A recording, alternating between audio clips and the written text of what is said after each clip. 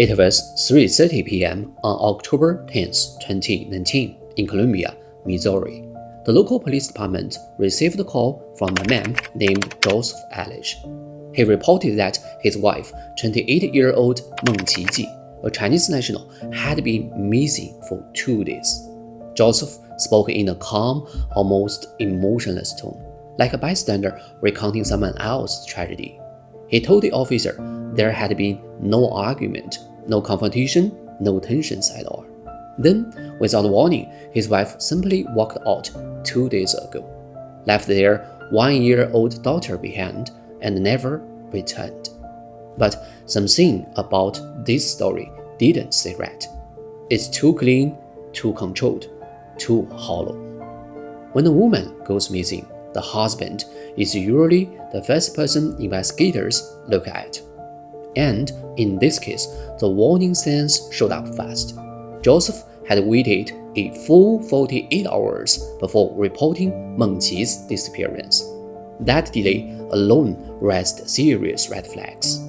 Within minutes of ending the call, detectives brought him into the station for questioning. So, what really happened to Mengqi Ji? To find out, we need to rewind the clock back to 2 days before that 911 call, back to the moment when everything took a dark and irreversible turn.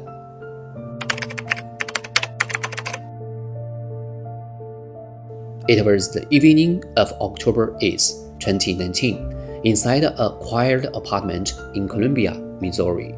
28-year-old Mengqi Ji was home, caring for her 1-year-old daughter, Anna.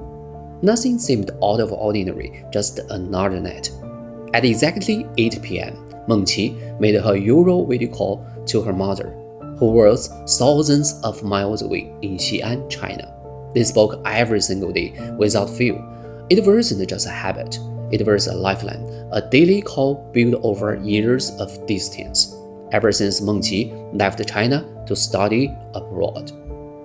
Mengqi had always been the kind of daughter that made any parents proud. Smart, responsible, disciplined. She had earned a place at East China University of Science and Technology, one of China's top universities.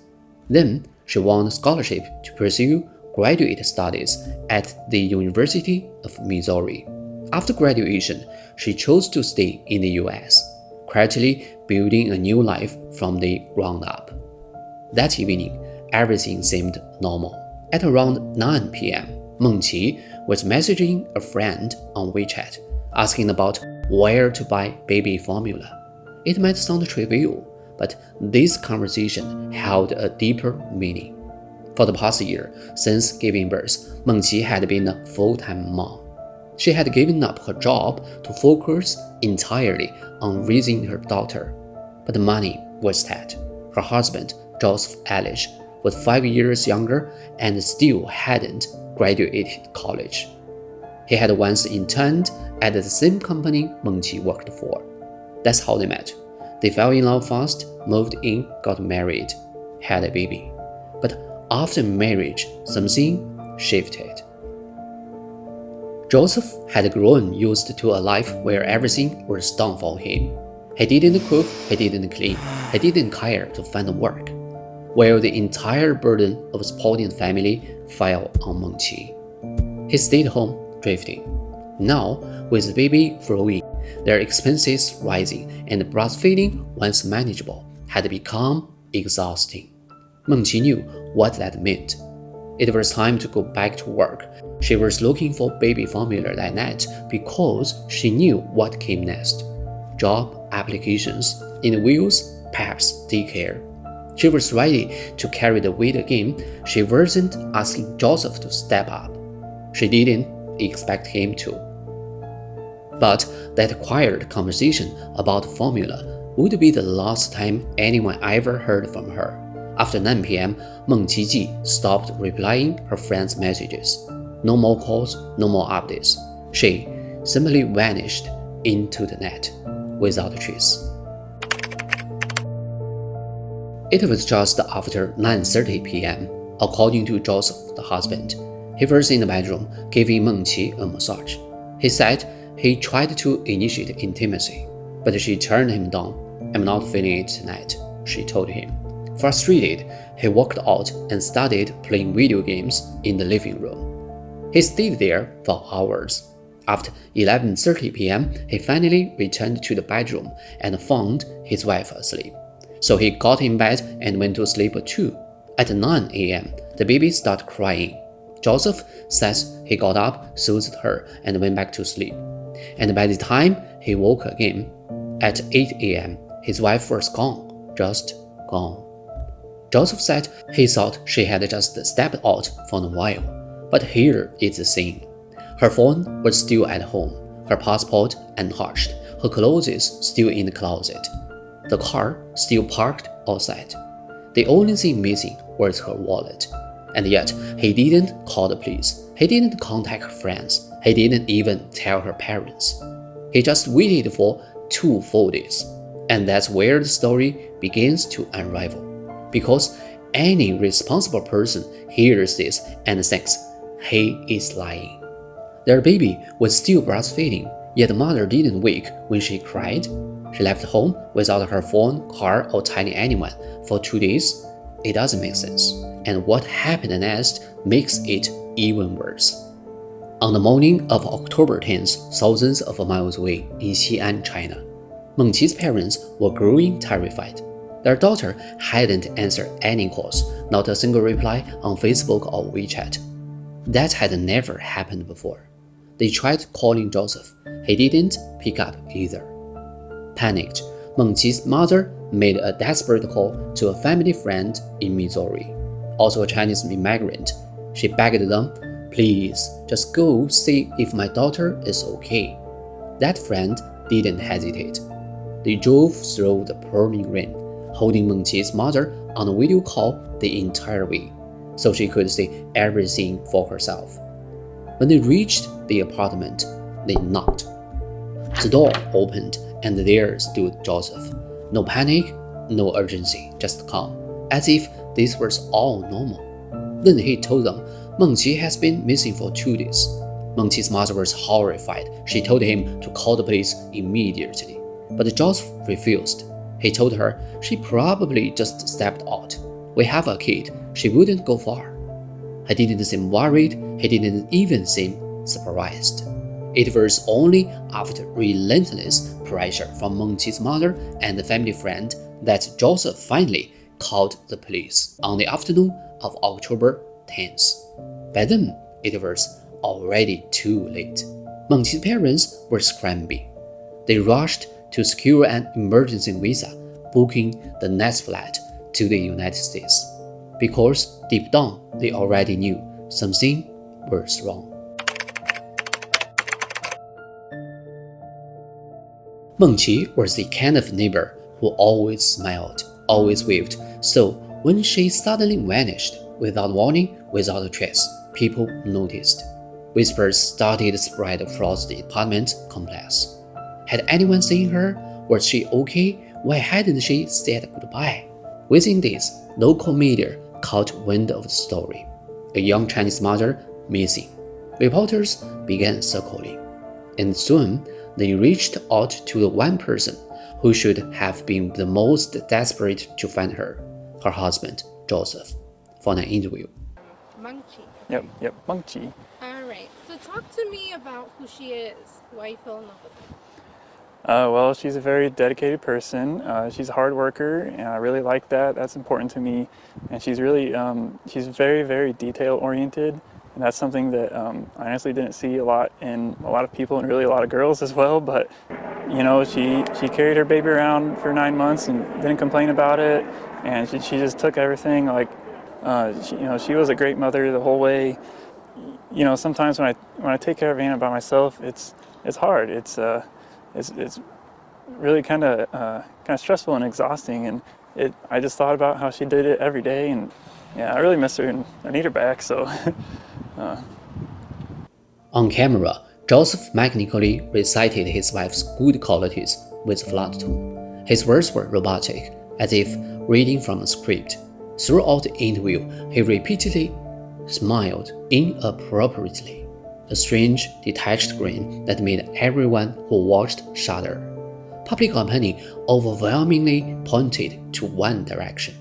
The husband must be guilty. There is no way he is innocent. There is no doubt he killed Ji Mengqi and concealed her body. The court of public opinion didn't wait for evidence. It had already delivered its verdict: guilty. At the same time, detectives made a chilling discovery.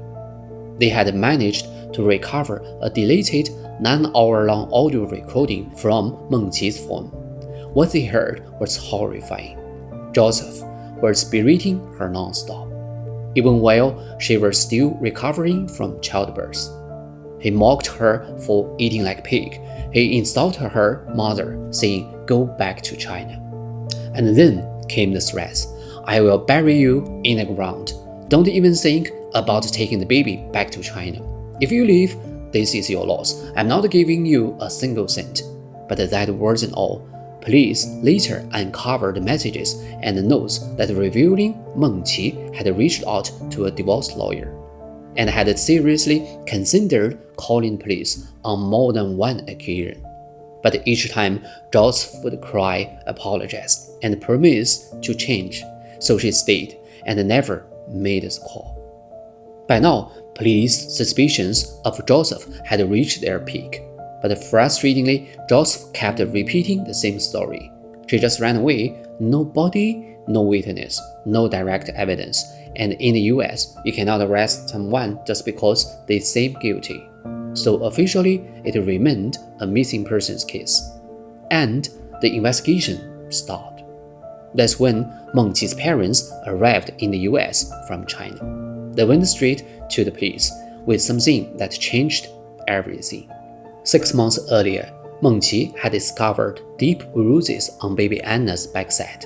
Upon questioning, Joseph admitted he had hit the baby because she wouldn't stop crying. Mengqi wanted to call the police, but he cried, apologized, begged for another chance.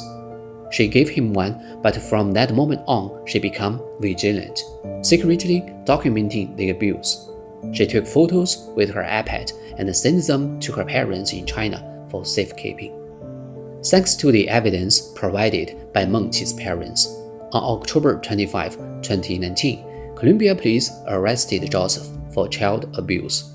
Although the official charge appeared unrelated to Mengqi's disappearance, in reality it was a strategic move to prevent him escape and by more time dig deeper.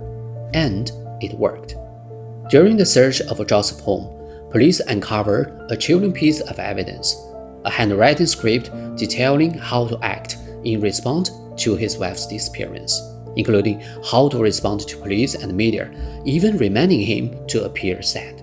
Clearly, he had failed miserably at playing the role. As the investigation deepened, Joseph's story began to unravel. He told detectives he never left the house on the day when Mengqi disappeared. But the footage showed Joseph had driven out twice, not returning until 10 p.m. Each time, he locked the door and took Mengqi's keys with him, as if he already knew she would never come back. What raised even more red flags, Joseph had been tracked spending 8 straight hours by a remote section of Laming River. Police believed this wasn't some random detour. They were convinced Mengqi was already gone, and the river, it was the perfect place to hide a body.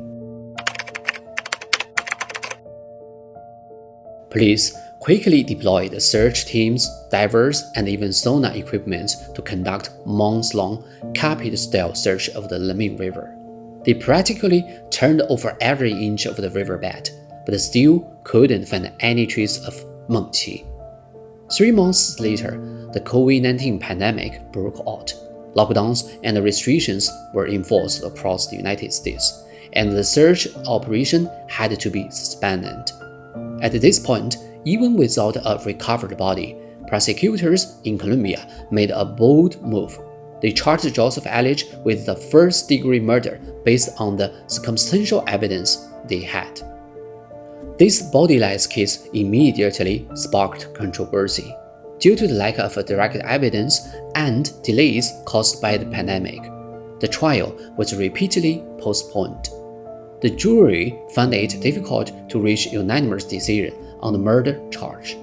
Joseph continued to deny all accusations, insisting that his wife might still be alive.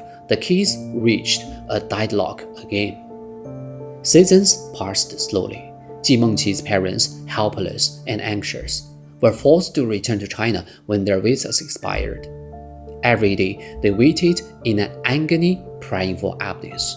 In October 2020, 1 year after their daughter's disappearance, the police took advantage of the dry season when Leming River's water level at its lowest. Another round of intensive search was launched. Once again, they nearly turned over every inch of the riverbed, but still there was no signs of Mengqi. At that moment, it felt like the case had sunk into internal darkness. Just when the truth seemed lost forever, when everyone had almost given up, fate unexpectedly cracked the case open. On the afternoon of March 25, 2021, a hiker wandering through a remote forest in Rockbridge State Park, on the outskirts of Columbia, stumbled across what appeared to be human remains scattered on the forest floor. Police quickly arrived and found personal belongings nearby, including Mengqi's ID and credit card. This shocking discovery made headlines across the state. Forensic testing confirmed the remains belonged to Ji Mengqi, who had been missing for over a year and a half. She hadn't run away, she had been buried in the wilderness all along.